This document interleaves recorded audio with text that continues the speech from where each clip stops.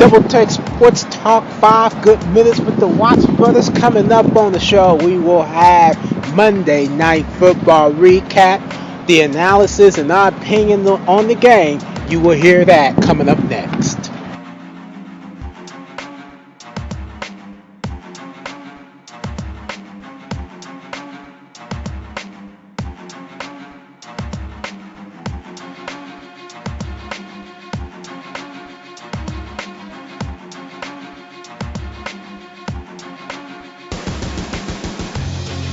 All right, Double Take Sports Talk once again. 5 good minutes with the Watts brothers. Welcome to the show. We are live once again downtown Indianapolis. Darren Watts here, right next to me this time, and not across the neighborhood. Say hello to Darren Watts today. Yeah, what's going on? All right, What's going on? all right. We are here. We're here, man. We're here. Well, Good game that just went into wrestling. It's chilly out here. it's chilly out here. It's chilly. It's about, what's the temperature out here right now? Temperature right now stands at, just only 62 degrees. 62 degrees. That's still chilly. My hands are cold. It is too.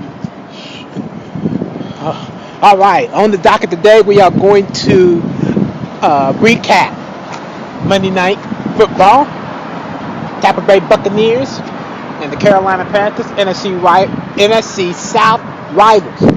Are you ready to do this? Let's rock it, man. All right, ladies and gentlemen, our 5 minutes starts now.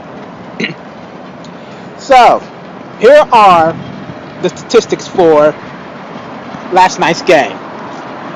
Jameis Winston, 18 for 30, 219 yards, and a touchdown.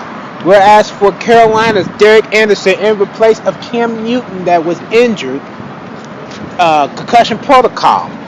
Derek Anderson, 18 for 28, 278 yards, 0 touchdowns, and 2 picks. Tampa Bay comes out with the win with a miracle, 17-14. Darrell lost this matchup. He pretty much had this game won. He had this game won. He had this game won because Tampa Bay really wasn't supposed to win this game. After I looked at it, I realized they weren't supposed to win this game, but they did anyway. What stood out to you in this game? What stood out to me in this game was Greg Olsen. He had a pretty good game. He had 9 receptions for 181 yards, but did not score a touchdown. He stood out to me because, of course, good of all good tight ends, he was able to put that kind of performance against Derek Carr, even though he had absolutely no touchdowns. And some of that was forced by Derek Anderson, but you can't really blame Greg Olsen for that. So that's why I say Greg Olsen stood out to me in this game today. Here's what stood out to me, and it's not in a good way. Derek Anderson throwing 2 picks. If you want to be an elite quarterback in this NFL, if you want to stay in the NFL, you cannot throw 2 picks with no touchdowns attached to that. Now, although you have connected with Greg Olsen so many times, Tampa Bay have finally figured that out. It's like, we're going to put it into that. That's where either 1 or 2 of your picks have come from. You cannot expect Greg Olsen to do everything. You need to be able to share the football. Look at Ben Roethlisberger. He can spread that football so nicely to everybody, and they can still get a decent amount of yards without having to worry about a target receiver. The defenses have a hard time trying to challenge for Pittsburgh and get prepared for them just for that reason alone. See, as you speak of sharing the football, let's take a look at some of the receivers that actually did get some catches in there from Derek Anderson on the Carolina side. Of course, I mentioned Greg Olsen. He had 9 receptions for 181 yards, no touchdowns, of course. Nobody scored no touchdowns for Carolina on the offensive side. Kelvin Benjamin, he had 5 receptions for 70 yards. That was the next best thing. Yeah. And then a couple of them had less than 15 yards. Yeah. 3 of them had less than 10 yards, or 15 yards. Sorry. And even Teddy Ginn, I believe it's Teddy. Is it Teddy? Ted Ginn. Yeah, Ted Ginn. 1 reception for 5 yards, and that's it. Yeah. Now, I've known him to at least be a decent receiver, but he wasn't able to get anything out of that. He wasn't, because something's wrong with the that. X factor. Right.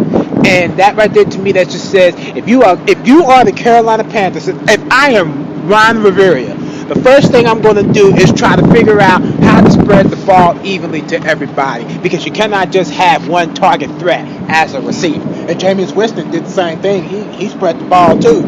And at the same time, it was like, well, I would expect a little bit more from him. He Yeah. did good, Yeah. and he didn't throw no picks. You got to give him credit for that. Gotta give him credit. You got to give him Yeah, credit for gotta that. give him credit for that. But at the same time, I still would expect him to at least have a 2 or 3 touchdown game. Right. But I mean, 'cause with Carolina's defense, they struggled Right. this season so Right. far. They struggled, but Yeah. you know, no defense is very easy to face upon when you're trying to prepare for them because you never know what comes about these games. Exactly. You never know what comes across from it. And then you also look at the defense. The defense played a pivotal role with Derek Anderson's turnovers. So that also played a role in this game. Total yards, 414 for Carolina, 315 for Tampa Bay. Still don't understand why Tampa Bay won the game, but they won anyway. Especially with total net yards like that. And then you have Carolina dominating the running game, 136 total yards. See, there's a problem with that. You have to look at the fact that just because they had the running game, they didn't have the throwing game attack. You see, it was hard for Well, them they to did. do something with That's that. how Greg Olsen got 9 receptions for 181 yards. Right, but still, one man. Yeah, I understand it's one man, but if you're still being fooled by a man that has rushed, who had it? I don't see no rushing her. Yes, I do. 85 yards and 2 touchdowns. If you're getting fooled by a player like that to open up play action and get the football to Greg Olsen, even though that's one target, That's yeah, the problem. That's one problem. I but missed that is one still, target. that's still dominance regardless. They could have shut that down. They could have straight up, Tampa Bay could have shut that down. 2 picks. They don't have, yeah, but they still, to me, would have still been able to do more than that. They could have held Greg Olsen to less than 50 yards.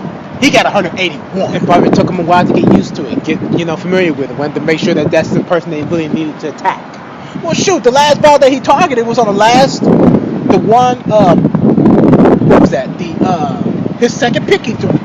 He was getting the ball a lot. That's why I say I think he was either 6 for 7 or 5 for 6. It was one of the two. Yeah. You know, he played a pivotal role. When you have a dominant running game like that, you can open up play action like that and get the ball to Greg Olsen. That's your best tight end in the game.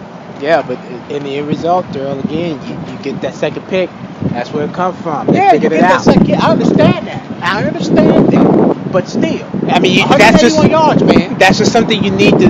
That's something that teams need to think about. This is what I talk about with Pittsburgh. This is why Pittsburgh is so good this season. Because Ben Roethlisberger can pass the ball around, even with Le'Veon Bell's attack to be able to run the football. He is still able to go out there, fool these defense. And Ben Roethlisberger can pass it to anybody on the team. Hell, he could go for an offensive lineman if he's ineligible, just because of the fact he can spread the football just that good. Tampa Bay still had that problem. They couldn't shut down Greg Olsen. But they shut him down when they needed to. They shut him down when they needed to.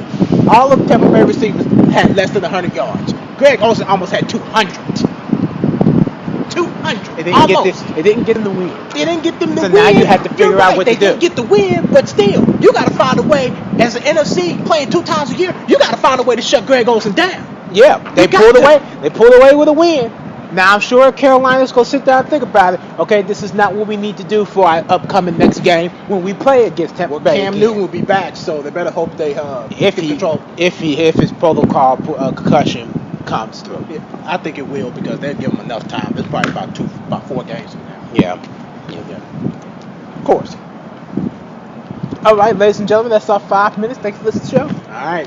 No You can check us out on the social media side. You can check us out at on Twitter at DTST2414. Well, at DTST2414. You can check us out on our Facebook page. Like us at the Watts Brothers. Subscribe to YouTube, also at the Watts Brothers, and subscribe to the podcast app featuring iTunes. Then we got the blog, Feature Critical Thinking Analysis. You can check that out at doubleTakeSportsTalk.blogspot.com. And just so for everybody to know, of course, the beginning of week 6, we'll have previews for that too. Also, coming up Wednesday. But just to What you need to everybody- know. Yeah, just to note everybody, Gary Kubiak is not coaching Thursday night's game due to him being admitted to the hospital. He has migraines. So that's something that needs that's to a be. big minus for the Broncos. Yes, in it this is. case. Yes, it is. Especially after that performance that they had against Atlanta. Wasn't the greatest of One of the greatest performances. performances. So So they got to find a way to bounce back. They're playing against San Diego. They're playing against San Diego. NFC West. I'm sorry, AFC West rivals. Yep. Sure is. Yeah, so this is going to be very interesting. Yes, how it is. comes out to be. Yes, it is. All right, ladies and gentlemen, that's our 5 good minutes. Thank you for listening to the show. I'm Derek. On the opposite side of me is Daryl Watts. Yes, sir. Yep. All right. Catch up with us on another episode of Double Take Sports Talk. Until then, ciao.